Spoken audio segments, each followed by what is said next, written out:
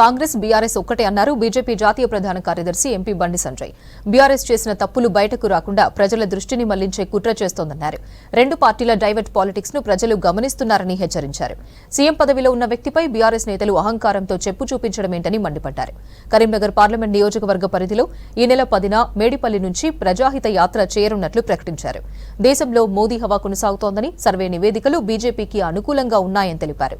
గావ్ చలో అభియాన్ కార్యక్రమంలో భాగంగా రాత్రి కరీంనగర్ జిల్లా హుజూరాబాద్ నియోజకవర్గం రంగాపూర్లో పర్యటించి బస చేశారు బండి సంజయ్. గావ్ చలో అభియాన్ ఈ కార్యక్రమాన్ని దేశవ్యాప్తంగా ఇస్తున్నాం.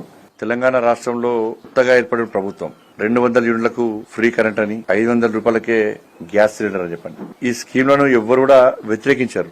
కానీ ప్రభుత్వాలు ఏమైనాయంటే ఎన్నికల ముందు ఒక హామీ ఇచ్చి వదిలిపెడతారు. ప్రభుత్వం ఏం చేయాలి? కాంగ్రెస్ పార్టీ మేనిఫెస్టోలో ఏం చెప్పింది? 200 యూనిట్ వరకు ఫ్రీ ఎలక్ట్రిసిటీ ఇస్తామని చెప్పన్నారు, 500 రూపాయలకు గ్యాస్ ఇస్తామని చెప్పన్నారు, సిలిండర్ ఇస్తామన్నారు. కానీ రేషన్ కార్డు ఉన్న వాళ్ళకి అని చెప్పలే. అప్పుడు ఈ ప్రభుత్వమే రేషన్ కార్డు ఇస్తా అన్నారు. ఇప్పుడు తెలంగాణ రాష్ట్రంలో 10 సంవత్సరాల నుంచి ఒక రేషన్ కార్డు ఇవ్వాలి.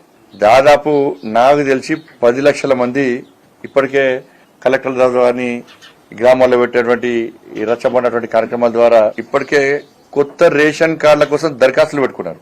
10 సంవత్సరాల నుంచి ఒక్క రేషన్ కార్డు ఇవ్వాలి. చాలా మందికి పెళ్లై వేరుగా ఉంటున్నారు. కొంతమంది ఆల్రెడీ ఈ మధ్యన మేజర్ అయి ఉన్న వాళ్ళు చాలా మంది ఉన్నారు. ఇట్లా రకరకాల వ్యక్తులందరూ, ప్రజలందరూ కూడా కొత్త రేషన్ కార్డుల కోసము దరఖాస్తు చేసుకున్నారు. అది 10 లక్షల కుటుంబాలకు పైగా ఇవాళ తెలంగాణ రాష్ట్రంలో దరఖాస్తు చేసుకున్నారు.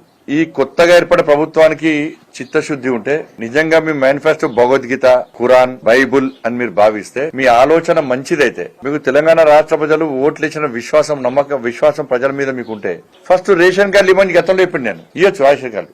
రేషన్ కార్డు తీయడానికి ఒక్కరోజు వాళ్ళకి కావాల్సింది. రేషన్ కార్డు తీయడానికి ఒక్కరోజు పడుతుంది. వాళ్ళకి తీసేయడానికి టక్కనే ఒక్క సిస్టంలో కూర్చొని 40 డిలేట్ అంటారు. రేషన్ కార్డు ఇవ్వడానికి వారం రోజు సరిపోతుంది. 10 లక్షల కుటుంబాలు ఇవాళ రేషన్ కార్డు దరఖాస్తు చేసుకున్నారు. వాళ్ళకు ప్రభుత్వం ఫస్ట్ రేషన్ కార్డు ఇవ్వాలి.